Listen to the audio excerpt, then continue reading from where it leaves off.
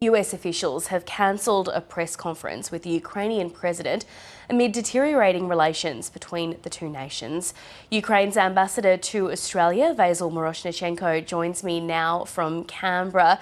Ambassador, good morning. Let's start with the Good morning. meeting between President Zelensky and US Special Envoy Keith Kellogg. Mr. Zelensky says this meeting was good, but we saw that joint press conference cancelled. How do you think that conversation went, and how important was it for Mr. Kellogg to visit Ukraine? This night at 2 o'clock in the morning, I had a call with our foreign minister who briefed all the ambassadors on the outcomes of this meeting. And President Zelensky had a very good meeting with Special Envoy Keith Kellogg. They've discussed many details of how we can move towards sustainable, just and comprehensive peace. They've discussed security guarantees. As you can see from the footage, it was a very amicable meeting, very friendly meeting. They've discussed different matters, different topics. Certainly, they've discussed the proposal from the U.S. president on the critical minerals. And this is something that is currently being worked on. We are, trying to figure out the best legal mechanism for that and making sure that all sovereign rights of Ukraine are respected and are taken into account. But I think the reason why press conferences are canceled because there are just too many questions at the moment. And as a special envoy, he has a special mandate.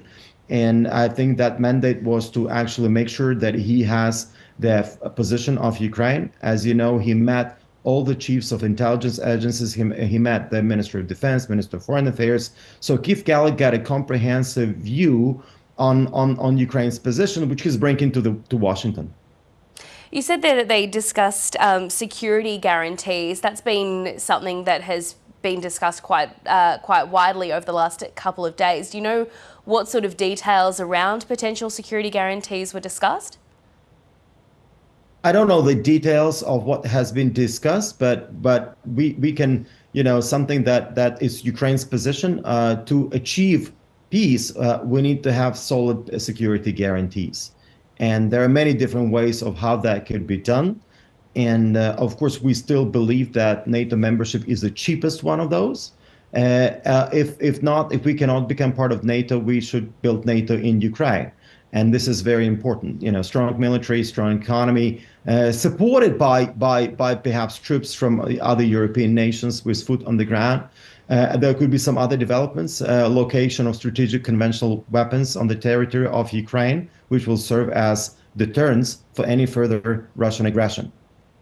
The Trump administration has suggested over the last few days that Ukraine could have to give up some territory to Russia and potentially its bid to join NATO in order to come to some sort of deal brokered with the United States and with Russia.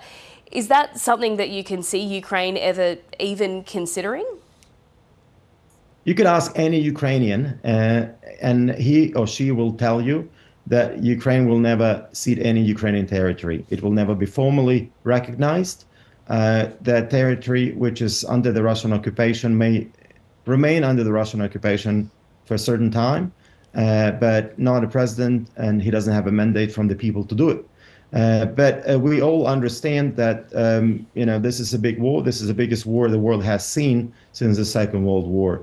And certainly, Ukraine wants to achieve peace more than any other nation, but want to have sustainable, robust, and just peace, which could be achieved. Because I think let's get to basics. We have to look who is who and who started the war. Putin started this war. He's a dictator. He's an aggressor. He cannot be rewarded for his aggression. And I think we cannot reward bullies for that, because it really emboldens other bullies to do the same. Sovereignty is so important for Australia. Democracy, human rights. I think these are the values we are fighting for. Mr. Trump has referred to Mr. Zelensky as a dictator. His rhetoric has become increasingly personal in the last week. How is that being received in Ukraine, and how concerned are you about tensions between the two nations? Popularity rating of President Zelensky is currently very high. It's the poll that was released yesterday says that it's 57%. And I have to tell you that his popularity has jumped during the past 2 days. And The whole nation is rallied around President Zelensky. Everybody's supporting him. It reminds me of the time of February 2022 when Russians attacked us and invaded us, when everybody was rallied around President Zelensky.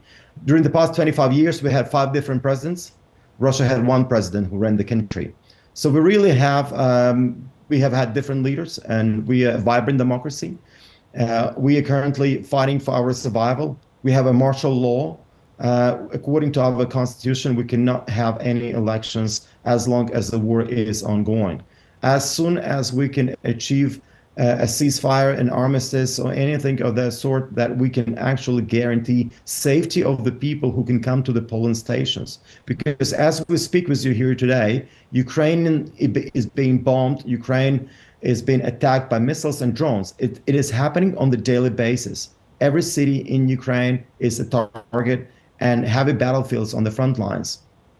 Ambassador, next week will mark 3 years since Russia's invasion. How are you reflecting on the past 3 years and the uncertainty about what's ahead? Ukrainian nation has survived a genocide in the 20th century.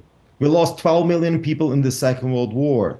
We have demonstrated our resilience. We have demonstrated our fierce resistance to the Russians. And I think this is what inspired the world to help us.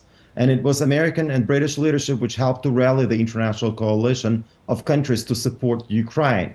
We count on that support. Europe must be involved, Ukraine must be involved, and America must be involved. What we are talking about is about security in Europe, which is impacting security globally. Therefore, it's important that we can have a comprehensive, lasting, and just peace achieved. It has to be fair. It has to be fair for everybody.